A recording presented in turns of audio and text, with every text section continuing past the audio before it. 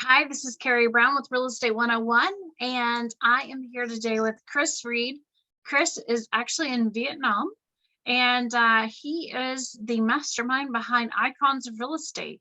How are you this morning, Kris? Fantastic, man. Got my sleeping little baby here. Hope you don't mind. Not at all. And I say good morning. It's actually almost 5 o'clock p.m. where I am, but it is not where you are. Right, we're in the future here in Vietnam. I tell you, the weather's beautiful. You're gonna love it. Oh, it's like pre 6 a.m. where you are. I'm proud of the 5 a.m. club. It's the best way to be. Yeah, that's what When my you, husband says. I will probably never know. before they wake up. Um, so let's talk about real estate in Vietnam. Is that crazy? So real estate in Vietnam is a little bit different. So I'm from Australia, not from the US anyway. So I'm used to really expensive real estate. Like Australian real estate is, well, it's so expensive. Like in Brisbane, my little goat town, it's property prices are like San Francisco. It's crazy. Sydney's just ridiculous. But Vietnam is in a similar rate. Like we work a lot with realtors in the US. I'm always like, the average house price in the US, I think, is 269,000. Like you wouldn't get a house for that in the 90s in Australia, 30 years ago. Like it's real estate in the US is very, very affordable. So here where I live in Vietnam, I live in Ho Chi Minh City. I live in a pretty nice suburb on the outskirts of town. It's got really nice international schools and restaurants and parks. It's really quite lovely. The house I live in, I don't own it. It's worth about $3 million, and it's a nice place, but it's like you could get a nicer place in San Francisco for $3 million. I bet. It's just property pricing is so expensive. And the reason is because there's a few rich people that are really, really, really, really rich, and they can't get their money out of the country.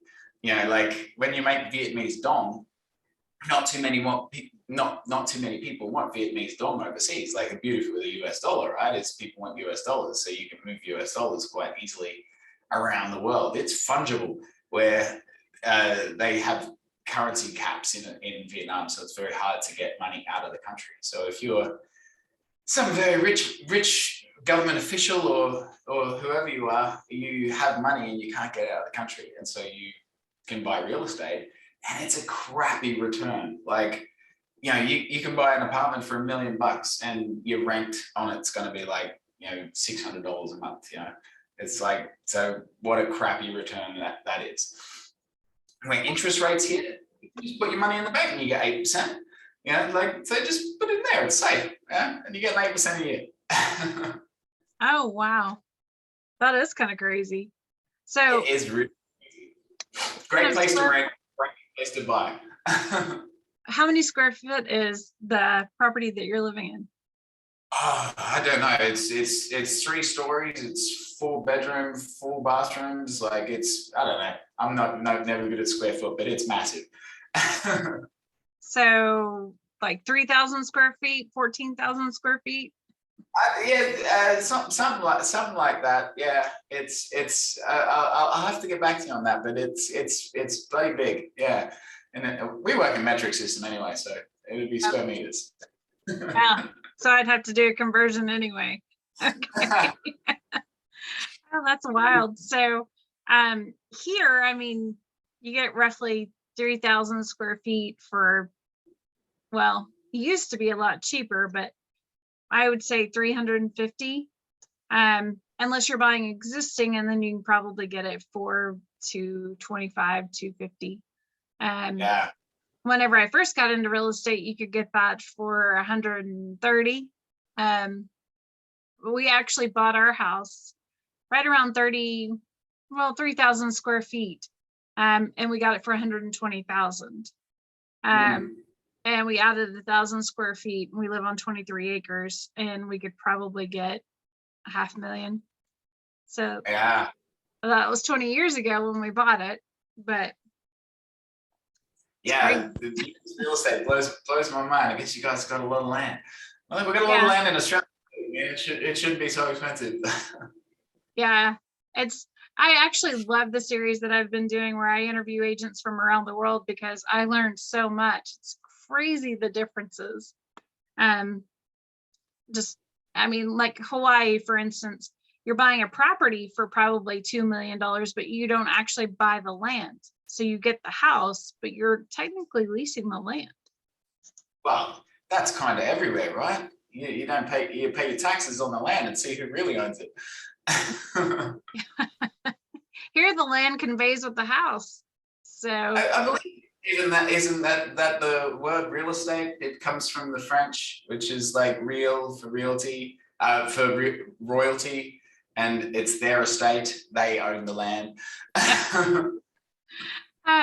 okay, so let's talk about icons of real estate. Sure. What made you decide to start that?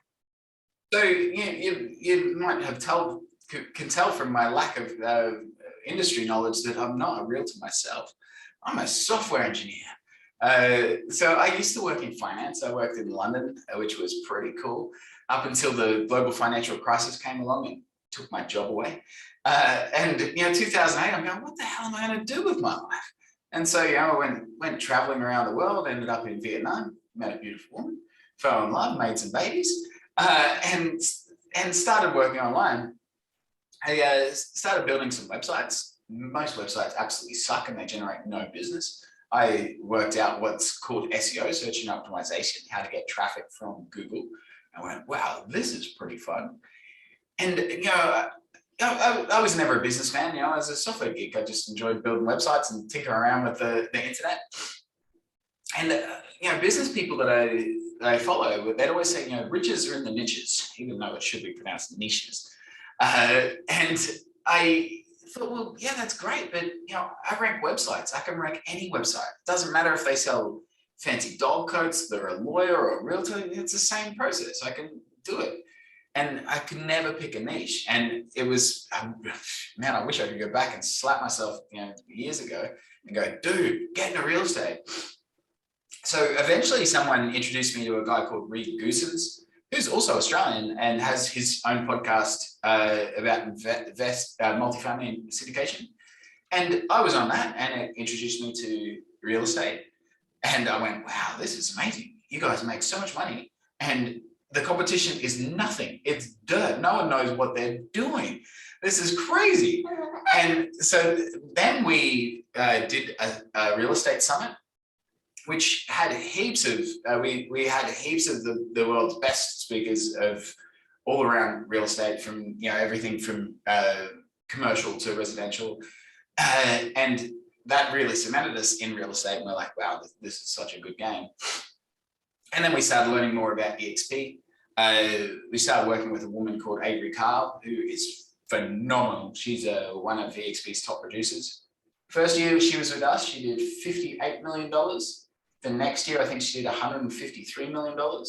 And last year, she was on track to do $400 million. And I mean, 400 from 158 to 400 is like some pretty significant growth. And then when I checked in with her at the start of the year, she said, yeah, we smashed that goal. It's 650 million, like $650 million in sales. Like, wow. And like that really cemented that this is where we're meant to be. And we love EXP because, well, it's great because it's got a great support network. Like I really like their system of, sponsoring agents. We are people that work with agent attraction, because we can help the whole team. It's not like, so, we find a sponsor agent. That's why we have Icons of Real Estate, our brand, where we have our own podcast where we interview, icon realtors. And then we do webinars with their team. And so we show them, because most people just don't understand, the value of a website. They'll spend 20 grand with a web designer, build a website that generates some zero business. And that's just total BS because web designers don't know what the hell they're doing. And so I show them the system that we follow, how we build a conversion focused website, get in front of the right people and help them sell houses. Like one of our newest clients who's with EXP and she's in that state that's above California. I forget that one, not the Washington one, the one in the middle. And Yeah, when she sells a $3 million house, well, she gets $100,000. It's like, how many houses per year do we even have to help her sell to pay for our services? Not too many, that's for sure. Yeah. And when you've got constant lead flow like that, just predictability just takes all the stress away from businesses. Most, I think the average EXP agent is selling 2.8 million per year. 2.8 million. I mean, Avery does that per day. Like, and that's the average. So half the people are doing less than that. The half people are doing more, but half people are doing less. And it's like one decent house per year. That's not ideal. Most real estate agents fail, most businesses fail, and they fail because they can't get enough customers. And so if you have that lead flow, like, I love my life. It's pretty chill. I get to spend the mornings with my baby. I like that because we have great deal flow. We have great lead generation. The leads come in. I spend my day standing here, often swimming with my baby, talking to people, explaining what we do. Then they give us money. Our SEO team lead, he lives in like the next street from me. He handles all the clients. It's fantastic. Like that. That's what you want to set up for your life, no matter. Because a real estate agent is a business. You need consistent leads coming in. Mm-hmm. A smarter man than me, the founder of Google, Larry Page, said, revenue cures all problems, and it sure does. And when you got, I didn't know about business when I started a business. I didn't know there's a lot more to it than just ranking websites. There's lots of different things you need to do. Like I had a VA steal like $30,000 one time. I was like, damn it, you need to have security? What? You can't just trust everyone? But when you got systems in place and you got consistent lead flow, consistent deal flow, you know how many more customers you're going to have next month, man, stress just oozes away. And you can go and spend your day, read books, drink coffee, practicing yoga, life's good. Which sounds awesome. So I was one of the icon agents that was interviewed, and that's how I heard about you, which also with EXP. And I will say that most agents sell maybe a house a year, which explains a lot about why they don't make it. It isn't necessarily as easy as what people think it is. And I mean, I've built a team, and it's funny because everybody thinks, oh, well, they see you do it, but what they don't know is you've got years invested in it, and selling tons of houses, and it looks easy whenever you're on a team and that's being generated for you. But whenever you go out and you have to do it on your own, or you start and you do it on your own, unless you have a huge database that just thinks that you are exceptionally brilliant, it's not as easy as it looks. Not to mention the fact you have a huge database, you need to nurture that database regularly. So keep them reminding you, because they forget about you. I can't remember the statistic, but it's tiny amount of people that use the same realtor the next time they sell their house, because they forget about you. They don't remember who you are. You want to it's like every 7 years people move, they sell their house. It's like, keep on them. Yeah. It's part of it is, if you are busy, you're just constantly recreating, the same thing over and over and over again, and you don't have time. So unless you've created a system, you're just trying to get the next deal and keeping everything together and all the balls in the air, which is when I started my business, I do lead generation. You start getting the leads coming in, then you're like closing some deals, and you got to do the work. And so the lead generation stops, and you're doing the work, and then it's like, oh, the money stops again. Go back down to here and start again. And you're running around this hamster wheel. Get the leads coming in, get some sales coming in, do some work. It's just never. It's so stressful, Mm-hmm. When you've got consistency, that's what you need. Predictability, like you need a plan. And man, it's you don't know how good life can be. Absolutely. Great beard, and I think that is from the years of when I was starting my business. I didn't know a clue what I was doing. Yeah, real estate is definitely an interesting gig for sure. I mean, once you have the influx of leads and you go under contract, now you've got to keep it under contract and negotiate all the repairs. If a deal's going to fall through, it's during the repair phase. And yeah, it's just Yeah, I mean, we all color our hair. for sure. That's when you're in a good team too, and your team lead's like training you that you're selling. Like, I try and train our people that every time you're speaking to a client, you need to resell them on our services, show them the value, because they're spending money. And if they don't see what you're actually giving them, like, then they're like, I don't know. What if they don't understand it? For one, we do technical stuff. So it's like, if they don't understand it, they're not going to see the value. And then it's like, well, why did I pay for that? I don't know. And so you need to explain things to them and resell them and make sure that they like you and they have a good user experience. It's so important to like constantly, not like, sound like a used car salesman, but like resell your services. Make sure people understand the value, why they're working with you.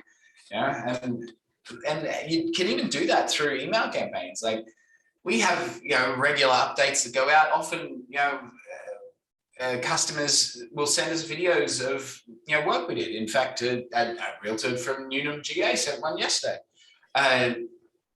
Tim Stout's his name. I'll send it to your audience if you like. It's a really nice video of he's like, man, he was spending $1 million a year with Zillow. And it's like, we don't charge him $1 million a year. I wish we did. No kidding. Zillow, how much money do those guys make? Jesus.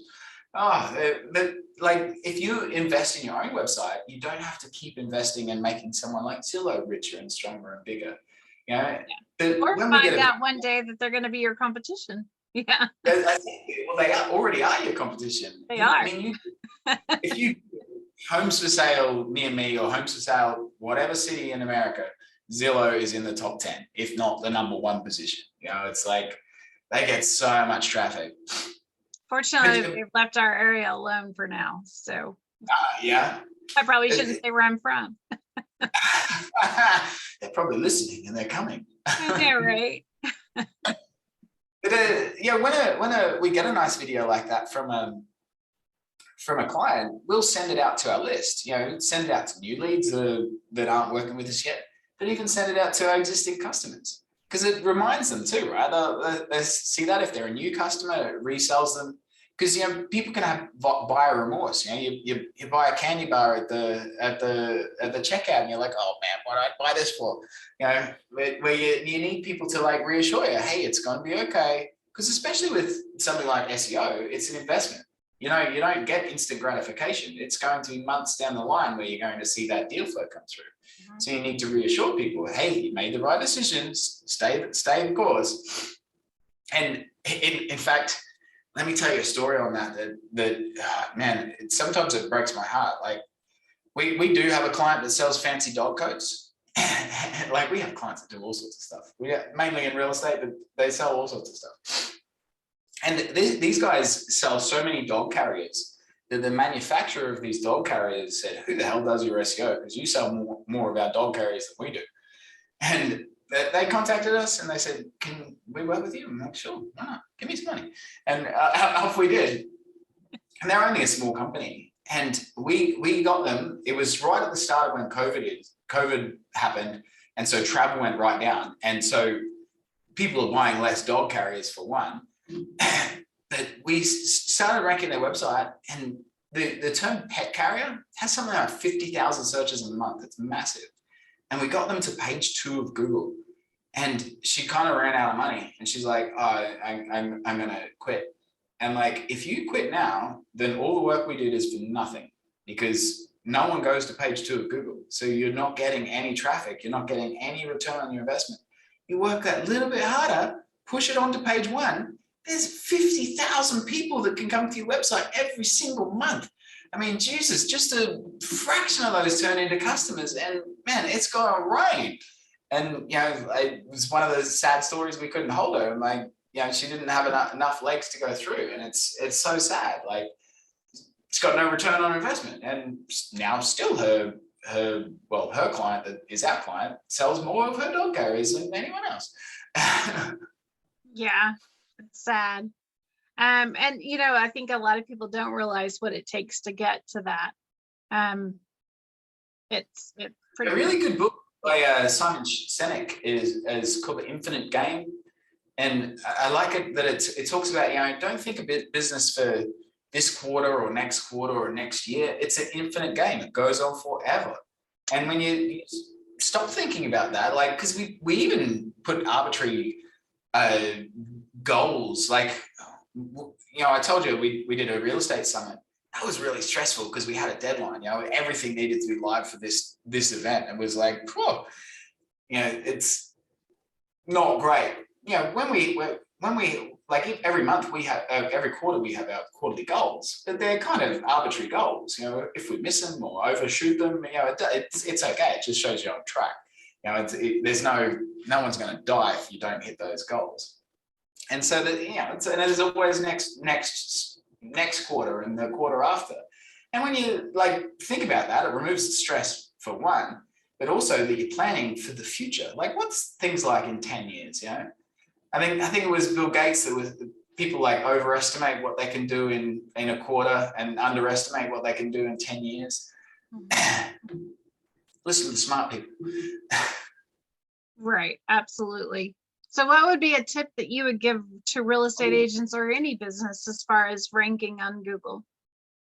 That you should go and speak to an expert and build a website. Like, man, it is so valuable. Another client that one that I said sold the dog carriers. Another client came to us because they rank so well. She was like, man, you rank for everything. Who does your SEO? And these people contacted them. They sent it to us. And these guys are spending over $100,000 a month on AdWords at the moment. They've only been with us a little while. So they're spending $100,000 a month. That's over $1 million a year. That's a lot of money. And we're working on their SEO so that they will eventually be outranking everything. So SEM AdWords is the paid search. About 8% of people click on ads. So 92% of the traffic goes to the organic. So if you're ranking in the top 10, the free listings, there's 92% of the traffic to go, where 8% to the paid. So they're spending $1 million a year on paid traffic. They can get up to 10 times more on organic. So they can get a lot more traffic. And once you're ranking, well, you don't have to give $1 million a year to Google. You get to keep that $1 million and put it in your pocket. So that's the beauty of SEO. And if eventually they go, hey, that's enough traffic for us, we don't want to grow anymore, you can just stop. And then your expenses go down to zero. Like, that's the beauty of SEO over any paid traffic. But I mean, if you need leads now, you got to pay for them. But get a consistent lead source, whether it's Facebook ads or YouTube ads or Google ads or SEO, or, get into it and get started. Absolutely. All right. Well, if they want to get a hold of you, how do they do that? I would go, you can just Google the coolest guy in SEO. That'll find me. But otherwise, if you're an EXP agent, go to iconsofrealestate.com. We do regular webinars where you can learn all about the power of SEO and see what it can do for your business. All right. Well, thank you so much. Hopefully you get a nap today. Every day. Every day. All right. Thanks for joining me. Thank you, ma'am.